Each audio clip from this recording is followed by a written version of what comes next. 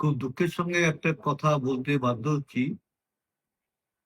কিছু লোক আমাদের অনুমোদন আছে এরকম দেখিয়ে আমার মেয়ের নামে ছবি বানানোর চেষ্টা করছেন বড় পর্দার।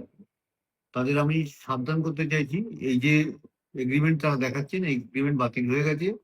যারা এই এগ্রিমেন্ট দেখে বিভ্রান্ত হচ্ছেন, তাদের একটাই কথা বলবো, এই এগ্রিমেন্টের সত্যতা নেই, এই এগ্রিমেন্ট সম্পূর্ণ বাতিল করা হবে। এই এগ্রিমেন্ট দেখে যারা ভাবছেন যে আমরা কোনো অনুমোদন দিয়েছি, আমরা কোনো রকম চলচ্চিত্র করতে কাউকে অনুমোদন দেয়নি। যারা যে যিনি করছেন, উজ্জ্বল চ্যাটার্জি